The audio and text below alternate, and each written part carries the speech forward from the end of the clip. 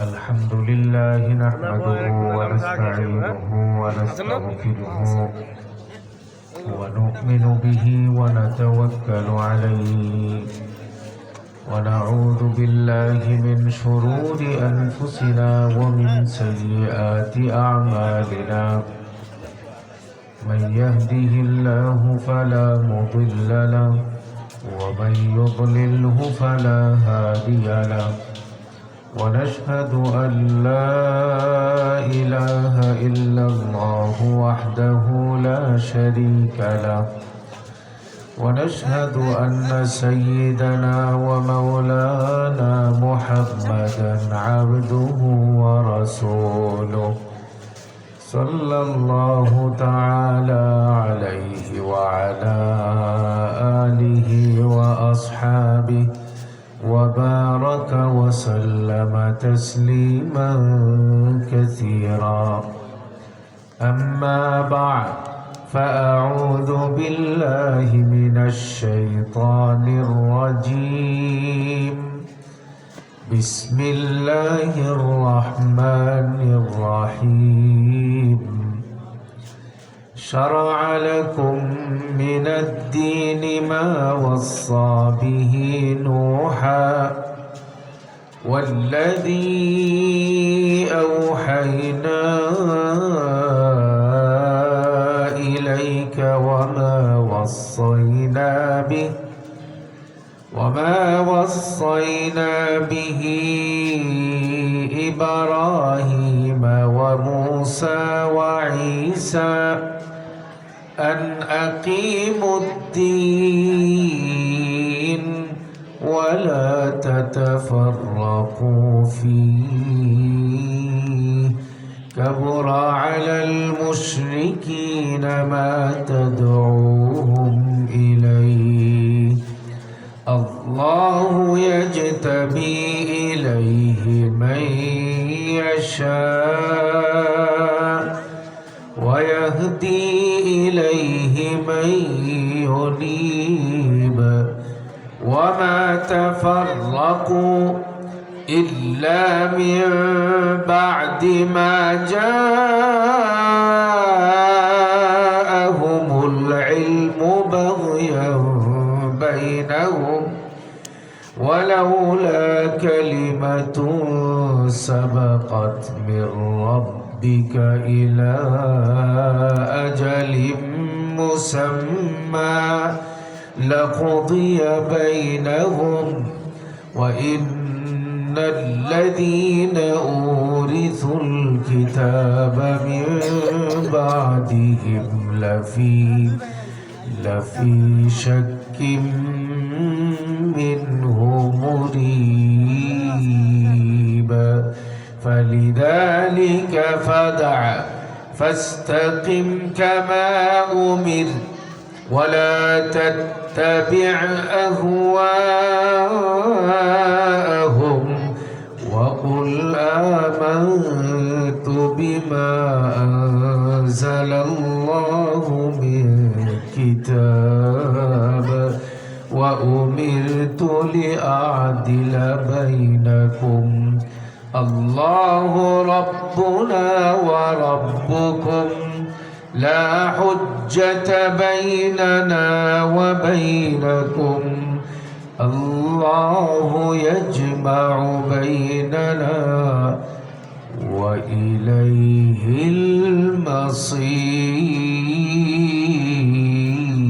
المصير صدق الله العظيم اللهم صل على محمد وعلى آل محمد درشرف اللهم صل على محمد وعلى آل محمد كما صليت على إبراهيم وعلى آل إبراهيم إنك حميد مجيد اللهم بارك على محمد وعلى آل محمد كما باركت على إبراهيم وعلى آل إبراهيم إنك حميد مجيد اللهم صل وسلم وبارك عليه দারুল উলুম হাজী মজিরউদ্দিন মাদ্রাসা ঢাকা এর উদ্যোগে আয়োজিত হাফেজ ছাত্রদের পাগড়ি প্রদান উপলক্ষে অনুষ্ঠিত আজকের এই ষষ্ঠ বার্ষিক ইসলামী মহাসম্মেলনে উপস্থিত আছেন মাহফিলের মোহতারাম সভাপতি জনাব ASM মাহমুদুর রহমান সাহেব, উপস্থিত আছেন হাজারাত উলামায়ে কেরাম, মুরব্বিয়ান ইজাম, শামিয়ানার নিচে সমবেত বেরাদারান ইসলাম। আল্লাহ তাআলার অশেষ মেহেরবানি যে তিনি আমি গুনাহগারকে অসুস্থ শরীর নিয়ে অসুস্থ থাকা সত্ত্বেও আপনাদের মাঝে হাজির হওয়ার এবং আপনাদেরকেও আল্লাহ রাসূলের কথা শুনবার জন্য আজকের এই মোবারক মাহফিলে আসার বসার তৌফিক দান করেছেন। শুকর আদায় করে সকলেই বলি আলহামদুলিল্লাহ।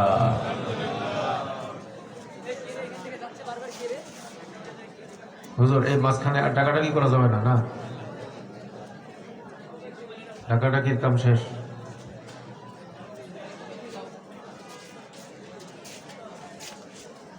শুরুতেই আমি আপনাদেরকে জিজ্ঞেস করে জানতে চাই, একটা ঘর বড় সুন্দর, 10 তলা করে বানানো হয়েছে আধুনিক ডিজাইনে। থাকার জন্য আসবাবপত্র বিদেশ থেকে আনা হয়েছে। খাবার দাবারের ব্যবস্থা বড় উন্নত, চমৎকার এক পরিবেশ। উন্নত দেশে যা থাকে ওই ঘরে তাই আছে। মজাদার খাবার রান্না হয়, দেশি বিদেশি ফল ফ্রুটসে ভরা এই ঘর। কিন্তু এই ঘরের মধ্যে ইত্তেহাদ ইত্তেফাক নাই, স্বামী স্ত্রীর মধ্যে মিল নাই, বাবা সন্তানের মধ্যে মিল নাই। ঘরের ভেতরে যারা আছে কেউ কাউকে মানে না, সবাই যার যার মতো করে আলাদা আলাদা চলে। ঘরের মধ্যে লোক আছে 10 জন, 10 জনের 10 মত। আচ্ছা, আপনি বলেন তো, এই ঘরের ভেতরে খাবার দাবার যতই মজা হোক, এর ভিতরে কোনো শান্তি বলতে কিছু আছে?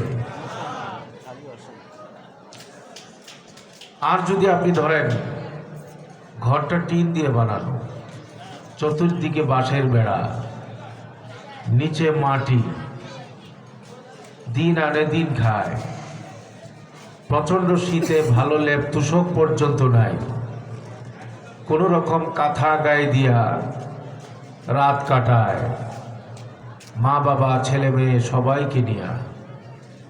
কিন্তু ঘরের মধ্যে সবার মধ্যে আত্মার একটা মিল আছে। ঘরের মুরব্বী একজন, তাকে মেনে চলে, সবাই মিলে একটা মানুষের মতো, একটা দেহের মতো হয়ে চলে। আমি আপনাদেরকে জিজ্ঞেস করি, প্রথম 10 তলা বিল্ডিংওয়ালা মানুষের চেয়ে এই টিনের ঘরের বাঁশের ভেড়ার ভেতরে যারা থাকে তাদের মধ্যে শান্তি আরামের পরিমাণ কম না বেশি? আল্লাহ তাআলা এটাই চান। নবীজিকে আল্লাহ তাআলা এই কাজটা করবার জন্যই নির্দেশ দিয়েছেন। কোরআনের মধ্যে এই বিষয়েই বলা হয়েছে, সারা দুনিয়াতে মুসলমানরা হবে ঐক্যবদ্ধ। মুসলমানদের মধ্যে ভেদাভেদ থাকতে পারবে না, দলাদলি থাকতে পারবে না, মারামারি কাটাকাটি থাকতে পারবে না, মুসলমানদের মধ্যে কুন্দল থাকতে পারবে না। মুসলমানদের মসজিদের মধ্যে উত্তর দিকে এক গ্রুপ, দক্ষিণ দিকে আরেক গ্রুপ, পূর্ব দিকে আরেক গ্রুপ, উত্তর দিকে, এই রকম যা বাংলাদেশে আপনারা আমরা দেখছি, এটার একটাকেও ইসলাম সমর্থন করে না। এই বিষয়টা বুঝাবার জন্যই আমি আপনাদের সামনে কালামে পাকের দীর্ঘ আয়াতে কারিমা তিলাওয়াত করে শোনালাম। আয়াতের তর্জমা পড়লেই আপনারা বুঝতে পারবেন আল্লাহ তাআলার পক্ষ থেকে উম্মতের জন্য, আল্লাহর বান্দার জন্য নির্দেশনাটা কি। আল্লাহ তাআলা বলেন, আমি নূহ নবীকে ওসিয়ত করেছি, ইব্রাহিম নবীকে আল্লাহ ওসিয়ত করেছেন,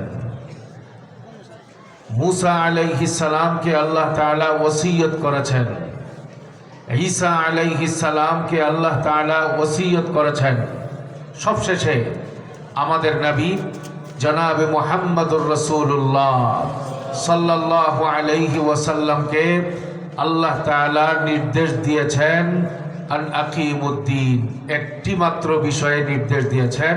আল্লাহ তাআলা নূহ আলাইহিস সালামকে বললেন ইসলাম কায়েম করবেন, ঐক্যবদ্ধ যেন সবাই থাকে, ইসলামের মধ্যে কোনো ভেদাভেদ সৃষ্টি করা যাবে না। ইব্রাহিম আলাইহিস সালামকে একই নির্দেশ দেওয়া হয়েছে, মুসলমান হবে ঐক্যবদ্ধ, ইমানদার হবে ঐক্যবদ্ধ, এর মধ্যে কোনো দলাদলি সৃষ্টি হতে পারবে না, এর মধ্যে কোনো বিভেদ তৈরি হতে পারবে না। সকল আম্বিয়ায়ে কেরামকে আল্লাহ তাআলা এই নির্দেশ প্রদান করেছেন, মুসলমান হবে ঐক্যবদ্ধ, তাদের পথ চলা হবে একই রকম, তাদের পথ নির্দেশনা আল্লাহ তাআলা এটাই দিয়েছেন, সকলে ঐক্যবদ্ধ হয়ে চলতে হবে, মুসলমানদের মধ্যে কোনো বিভেদ তৈরি করা যাবে না। ওয়ালা তাতাফাররাকু ফি। কালামে পাকের এই তরজমা বুঝে থাকলে বলেন, এ বর্তমানে বাংলাদেশে ইসলাম নিয়ে যত মতবিরোধ, যত দলাদলি চলছে, যত মতানৈক্য চলছে, যত কুন্দল চলছে, যত গ্রুপের পর গ্রুপ তৈরি হচ্ছে, এগুলোর একটাও কোরআনের সাথে মিলে না। ওয়ালা তাতাফাররাকু ফি। আল্লাহ বলেছেন মুসলমান হবে ঐক্যবদ্ধ। এই বার্তাটা দেওয়ার জন্যই আম্বিয়ায়ে কেরাম চেয়েছেন, সারা দুনিয়ার মানুষকে বুঝাবার জন্যে সব মানুষের রং যেন একরকম হয়। সকল সাহাবায়ে কেরাম এই জন্যই মেহনত করেছেন, মানুষ যেন ঐক্যবদ্ধ থাকে। প্রত্যেক জামানার উলামায়ে কেরাম এই মেহনতই করেছেন, মানুষকে বুঝাবার জন্যে দলাদলি সৃষ্টি করা যাবে না, ঐক্যবদ্ধ থাকতে হবে। আজকের এই মাহফিলে আমি বয়ান করতে আসলাম, আমার আগে শাইখুল হাদিস হামেদ জাহিরি সাহেব বয়ান করেছেন, এবং সারা বাংলাদেশে হাজার হাজার মাহফিলে লক্ষ লক্ষ মানুষের সামনে উলামায়ে কেরাম বয়ান যা করছেন, এর খোলাসা মূল বক্তব্য একটাই, মুসলমানের চলার পথ হবে একটা। মুসলমান আল্লাহকে মানবার জন্যে, নবীকে মানবার জন্যে, পরকাল পাওয়ার জন্যে, জান্নাতি হওয়ার জন্যে, জাহান্নাম থেকে বাঁচার জন্যে পথ এবং তাদের চলার নীতি আদর্শ হবে এক, এর মধ্যে কোনো বিভেদ থাকতে পারবে না। কিন্তু বর্তমানে যা চলছে বাংলাদেশে কোরআন হাদিসের সাথে মিলে না। আল্লাহ চান সবাই এক হয়ে থাকতে। আম্বিয়ায়ে কেরামের প্রতি হুকুম ছিল সবাই এক হয়ে থাকতে হবে, আমরাও চাই সেটাই। কিন্তু মুসলমান এক হয়ে গেলে মুসলমানের শক্তি হবে অনেক বেশি। আমরা সেটা চাইলেও মুসলমানদের সবচেয়ে বড় দুশ্মন ইহুদিরা এটা চায় না।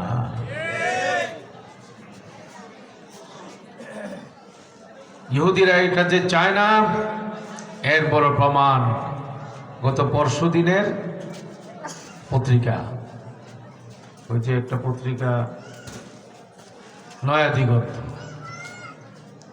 নয়া দিগন্ত পত্রিকায় রিপোর্ট করেছে পত্রিকার পক্ষ থেকে, বর্তমান বাংলাদেশে তাবলিগ জামাত নিয়ে যে বিভেদ তৈরি হয়েছে, ইজতেমার মাঠে যে হামলা হয়েছে, এটার পিছনে মূল কারণটা নয়া দিগন্তের মাধ্যমে রিপোর্টের মধ্যে লেখা হয়েছে যে এর পিছনে মূল নাটের গুরু হইল ইসরায়েলি ইহুদি বাহিনী। 2018 সালের আগেই বর্তমান সাদপন্থীদের লিডার ওয়াসিফুল ইসলাম সাহেবের ছেলে উসামা এবং বর্তমান সাদপন্থীদের আরেকজন মুরব্বী, নাম হইল বুজুর্গ অনন্ত জলিল। তবলিগ জামাতের যে গ্রুপের মুরব্বী হবে অনন্ত জলিল, এই গ্রুপ যে কদ্দুর সহি গ্রুপ এটা তো বুঝাই যায়। অনন্ত জলিল মার্কা লোক যেখানে থাকবে ইসলামের যে 12টা বাজবে, এতে যে কোনো সন্দেহ নাই। আর কেউ না বুঝলেও বাংলাদেশের মুসলমান আসলে ভালো করেই বুঝে। কথা বলেন ঠিক কিনা? 2018 সালের আগে ইসরায়েলে উসামা, অনন্ত জলিল সহ এক জামাত সেখানে গিয়েছে ইহুদিদের আমন্ত্রণে। সেখানে মিটিং হয়েছে। মিটিংয়ের মধ্যে তাদেরকে দায়িত্ব দেওয়া হয়েছে বাংলাদেশে ইজতেমা হওয়া, সামনের দিনগুলোতে ইজতেমা হতে পারবে না। ইজতেমাকে নস্যাৎ করবার জন্যে, ভণ্ডুল করবার জন্যে ইজতেমার মাঠে হামলা, আক্রমণ, রক্তাক্ত যা করা লাগে তাই করতে হবে। এই দায়িত্ব দিয়ে উসামা, অনন্ত জলিলদেরকে বাংলাদেশে পাঠানো হয়েছে। সেই ইহুদিদের পক্ষ থেকে পাওয়া দায়িত্বের ফলশ্রুতিতে 2018 সালে তারা হামলা করেছে। অবশেষে গত 3-4 দিন আগে 17 তারিখের রাতের বেলায় 2024 সালেও এই গ্রুপটার নেতৃত্বে আবারও হামলা হয়েছে। এই হামলার মূলে কারণ হইল ইহুদিরা চায় মুসলমানদের ঐক্যবদ্ধ শক্তিটাকে টুকরা টুকরা করে দেওয়া। ইহুদিরা এটা চায়। ইহুদিরা শুধু এখন চাইতেছে বিষয়টা এমন না, ইহুদিরা নবীর জামানা থেকেই এর পিছনে লাগছে। নবীকে শান্তিতে থাকতে দেয় নাই তারা, সাহাবাদেরকে এক হয়ে থাকতে দিচ্ছিল না তারা। এর বড় দলিল কালামে পাকের একটি আয়াত। কালামে পাকে আল্লাহ তাআলা বলেন, ওয়াতাসিমু বিহাবলিল্লাহি জামিআ ওয়ালা তাফাররাকু ওয়াযকুরু নি'মাতাল্লাহি আলাইকুম إذ كنتم أعداء فألف بين قلوبكم فأصبحتم بنعمته إخوانا।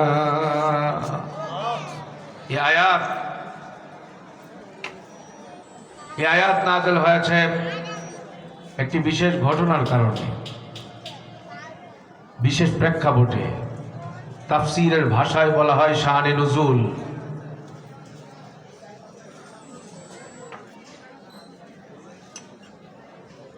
বিষয়টা ছিল এইরকম, আমার কথা বুঝতেছেন নি আপনারা? আমার শরীরটা ভালো না, আসতেই মনে চাচ্ছিল না। অনেক ফোন দেওয়া হচ্ছিল আমাকে, আমি রিসিভও করি নাই, কিন্তু মনের জোরে আসছে এখানে।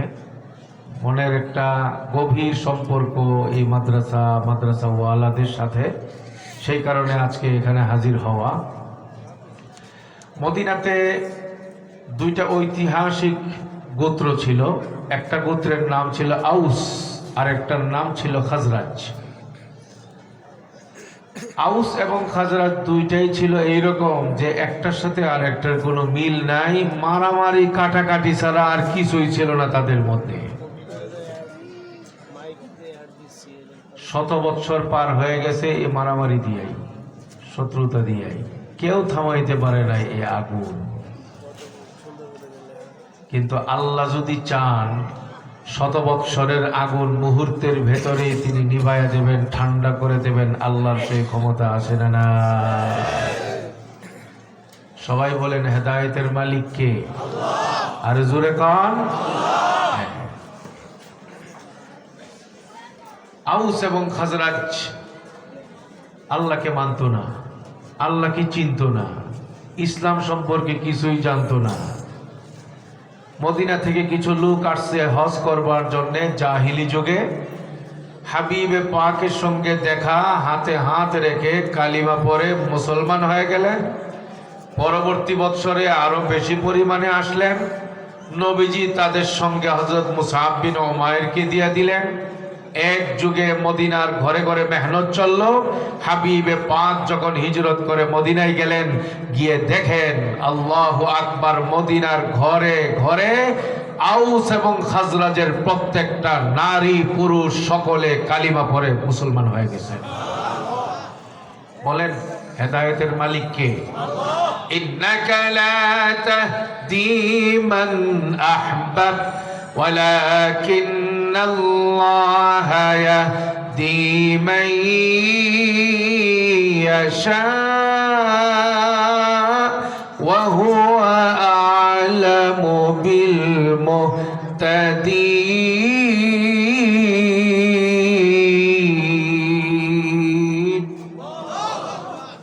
আল্লাহ তাআলা বলেন, হে নবী, আপনি যাকে চাইবেন হেদায়েত দিতে পারবেন না।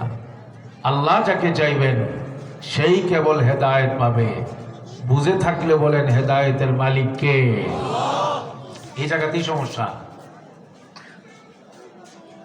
এই যে বাংলাদেশের আলেমরা সাদ সাহেবকে মানে না, এই জায়গায় সমস্যা। আল্লাহ বলেন হেদায়েতের মালিক আল্লাহ, আর সাদ সাহেব বলেন হেদায়েত अगर अल्लाह के हाथ में होती, আল্লাহর হাতে যদি হেদায়েত হইতো তাইলে যুগে যুগে নবী পাঠাইবার প্রয়োজন কেন হইল? নাউজুবিল্লাহ বলবেন না।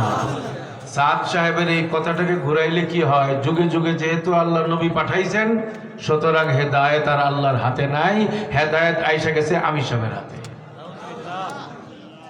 হেদায়েতের মালিক আমির সাহেব না আল্লাহ? সাদ সাহেব না আল্লাহ? এই সাদ সাহেব যে কথাটা বললেন, হেদায়েতের মালিক যদি আল্লাহ হতো তাহলে যুগে যুগে নবী পাঠাবার প্রয়োজন কেন হলো? এই কথাটা কোরআনের সঙ্গে মিলে। এই ধরনের কথা সাদ সাহেব কেন আপনাদের এই বাংলাদেশের ছোট হুজুর বড় হুজুর কেউ যদি বলে, আমরা তাদের কাউকে এক মুহূর্তের জন্য মানব? এই হলো মূল সমস্যা। বুঝে থাকলে বলেন সাদ সাহেবের সাথে আমাদের দ্বন্দ্ব ব্যক্তিগত না শরীয়তের কারণে? ব্যক্তিগত কথা বলেন। ক্ষমতার দ্বন্দ্ব না শরীয়তের কারণে? কথা বলেন। শরীয়তের কারণে। ভাই, আউস এবং খাজরাজ কালিমাওয়ালা হয়ে গেলেন, সবাই মুসলমান আর সাহাবী হয়ে গেলেন। এখন কি তারা আগের মতো দুশ্মন আছে না পরস্পরে দুস্থ হয়ে গেছে? এখন দুস্থ হয়ে গেছে। মদিনা শরীফে তারা মজলিসে বসছেন, মাশওয়ারা করার জন্য বসেছেন। মাশওয়ারার মজলিসে আউস এবং খাজরাজের উভয় গোত্রের মানুষগুলো আছে, যে মানুষগুলো একে অপরকে মানত না, সহ্য করত না, মারামারি ছাড়া কিছুই তাদের জীবনে ছিল না। সেই মানুষগুলো পরম মহাব্বত আর ভালোবাসার এক পরিবেশে, বড় চমৎকার একটি মহাব্বতের পরিবেশে তারা বসছেন। মহাব্বতের মাধ্যমে তারা মাশওয়ারা চালিয়ে যাচ্ছেন। চোখ ধাঁধানো, নয়ন জোড়ানো মজলিস। ঠিক সেই মুহূর্তে মদিনার এক ইহুদির বাচ্চা পাশ দিয়ে হেঁটে যাচ্ছিল। সাহাবাই কেরামের এই ঐক্যের দৃষ্টিনন্দন পরিবেশ দেখে তার কলিজায় আগুন ধরে গেল। নবীর হাত শক্তিশালী হয়ে যাবে, সাহাবারা ঐক্যবদ্ধ শক্তিশালী একটা শক্তিতে পরিণত হবে, আমরা কোনোভাবেই সেটা মেনে নিতে পারি না। ইহুদি সাথে সাথে চিন্তা করলো, ইহুদিদের মাথায় তো দুষ্ট বুদ্ধির আখড়া। ইহুদি বেটা দেরি করলো না, সাহাবাদের সামনে একটা খারাপ মন্তব্য ছড়ে দিল আর বলল, আরে কোত্থেকে আসলা তোমরা? তোমরা না আউস খাজরাজের লোক? বাপ দাদাদের ঐতিহ্য ভুলে গেলে? এটা তো বাপ দাদাদের সুসন্তানের পরিচয় হতে পারে না, যে বাপ দাদারা একে অপরের বিরুদ্ধে যুদ্ধ করেছে, লাশ ফেলেছে, প্রতিশোধ নিয়েছে বছর কি বছর, শত বছর পর্যন্ত। সে বাপ দাদাদের সন্তান হয়ে তোমরা ভুলে গেলা সব ঐতিহ্য, একে অপরকে ভালোবাসা আর মায়া দিয়ে বুকে জড়ায় নিলা। এটা কেমন সন্তানের পরিচয় তোমরা দিচ্ছ? এই জাতীয় আপত্তিকর মন্তব্য করা মাত্র, মানুষ তো সাহাবা হলেও মানুষ তো তারা, হঠাৎ করেই তাদের মধ্যে তাদের মনে এক পরিবর্তনের অবস্থা দেখা দিল। তারা একে অপরের সাথে তর্কে জড়ায় গেল। আবারও মনে হচ্ছে আগের চিত্র ফিরে আসবে। একেবারে মারামারি ধরাধরির পরিস্থিতি যখন দেখা গেল, খবর পৌঁছে গেল জনাবে মুহাম্মদুর রাসূলুল্লাহ সাল্লাল্লাহু আলাইহি ওয়াসাল্লামের দরবারে, হাবিবে পাকের কাছে। এই খবর যাওয়ার পরে নবীজি দেরি করলেন না, তিনি আসলেন। তিনি এসে সাহাবাদেরকে সান্ত্বনা কিভাবে দেবেন, আল্লাহ তাআলা এই ঘটনাকে কেন্দ্র করে ওই মুহূর্তেই সাহাবাদেরকে সান্ত্বনা দেওয়ার জন্যে, ঐক্যবদ্ধ শক্তিতে আবার ফিরিয়ে নেওয়ার জন্যে আল্লাহ তাআলা আয়াত নাযিল করে দিলেন। নবীজি সে আয়াত সাহাবাদের সামনে তিলাওয়াত করে শোনায় দিলেন। ওয়াতাসিমু বিহাবলিল্লাহি জামিআ ওয়া লা তাফাররাকু ওয়াযকুরু নি'মাতাল্লাহি আলাইকুম إذ كنتم أعداء فألف